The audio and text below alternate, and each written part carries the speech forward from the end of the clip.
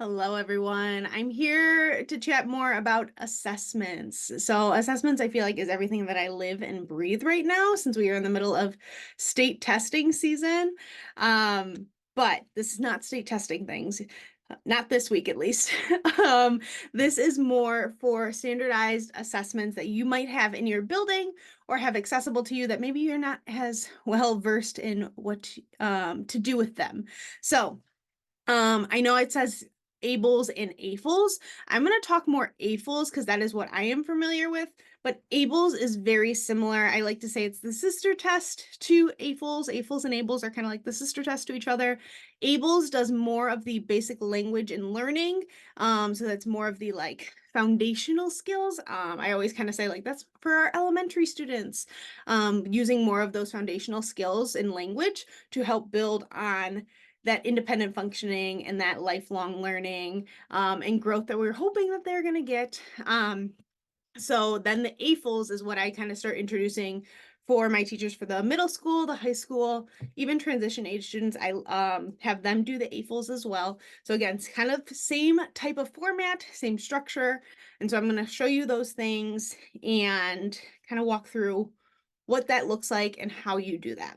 So there's like 7 booklets of the AFLS. I prefer 3 of them. That's where I spend most of my time. And that's that basic living skills. So if you have one that looks like this with the basic living skills on top, these are copies. Yes, I know they're not the real booklets because they're expensive. They're like $40 each. Let's be real. I don't have money to spend for $40 each. Um, and then there's school skills. That's where I spend a lot of my life as well. Obviously, we're looking at those school skills. And then it's community participation. If you have students going in the community participation is always really great to do as well. So all of them have a pretty similar format. I'm going to start with the basic skills just because I feel like this looks most like the ABLLS. So if you have ABLLS next to you or if you're looking at it, then the AFLS also is the same way. If I have the opportunity to rip this off, I will. Um, I will try to take this off if I can, so that I have it next to me because it's nice to see where it ends. You know what I mean? So there's like different boxes and there's like 3 in this first box, there's 3 in this next box, and how they're kind of separated.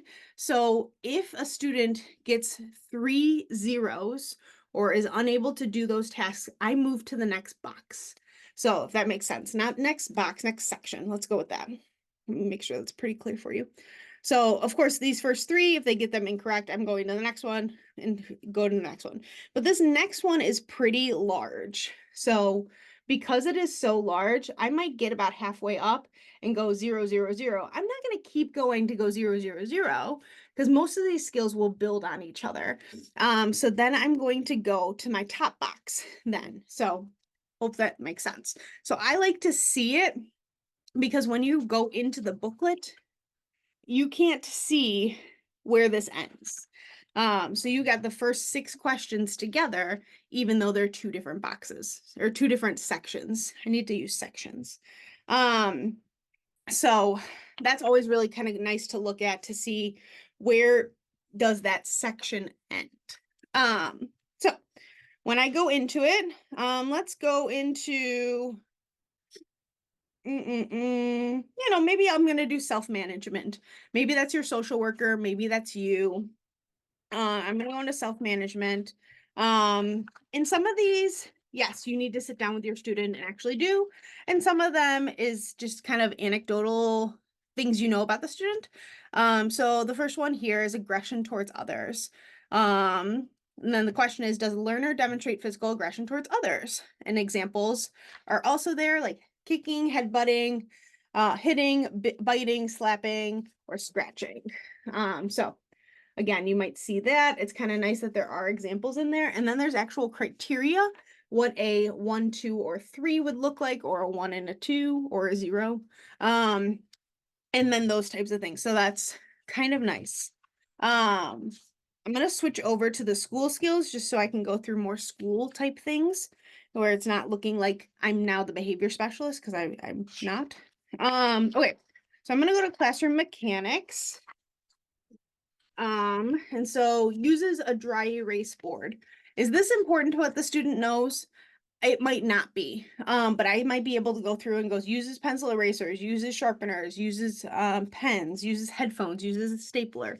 Let's see what they can use of those. And now I'm looking at those. A lot of those sound more OT based. So again, maybe that's not important to you, but maybe the routines and expectations is. So let me go to the start of the routines and expectations. Great. This is going to be the routines and expectations. Maybe you need to look at looks when name is called. Maybe that's something you want to address. And so does the learner look at least 80% of the time when their name is called by classmates or staff? And it's a 2 if they look at least 80% of the time. 1 if they look 50% of the time when their name is called by a staff. 50% of the time. I don't know if I said that. So that's a 2 or a 1, or if they don't look at when their name is called at all, you mark a 0. Obtains materials from desk. If you say, hey, go grab your pencil or grab your notebook, will they go do it? So that gives a 2 if gives the teacher a daily notebook or agenda. And oh no, sorry, wrong one. Obtains materials from their own desk, cubby, or shelves upon request is a 2. 1 retrieves requested items from own desk, cubbies, and shelves with only verbal prompts. So after that initial directive, do they need additional prompts? So that's really nice too, that you kind of can go through and check it a little bit more. It gives you some information, and then you can always leave comments on the side as well. And then as you are going through and marking, you mark in this book on this side. You're marking on this side here. You want to go and color in here how many boxes they got. Sometimes they're out of 4, which is why you see them out of 4, and sometimes they're only out of 2. And this one on the side or that little small circle on the side is usually what I mark as a 0. Or I leave it blank. And then each year you are supposed to change the color so that it shows the growth. Or if there is a deficit, then you do go back and say like, hey, this is now a deficit. This is now decreased from last year. Maybe that's important. So once you have a filled out one, right, it does take time to do. It is nice to go see and go, oh, they're low in this area. Let me go see what this looks like. So you might have it all filled out, and then there's a really low box right here, and you're like, common knowledge, being able to identify their teachers' names. I don't know what it was. Let's go see if I can go find what it is real quick. Common knowledge 11. Literally, have I done this assessment for? Literally, the one I was pointing to was KC11, and KC11 is naming teachers and staffs when they're present. I've done this assessment before. Can you tell? So they're going to state their names of teachers and at least 5 additional school staff. So can they state the name of their teacher and at least 5 additional school staff? Is a 2, states the name of the lead teacher or just the main teacher is a 1. So that's hilarious. That is so hilarious. So that's how you would do it and kind of figure out where's the deficit, what is most important. I'll look at some of those that are lower and pick out the goals that based on this assessment, these are the goals that I feel would be best. And so, yes, if you are doing the school skills assessment, I do typically go from that common knowledge, that core academics, or that applied academics.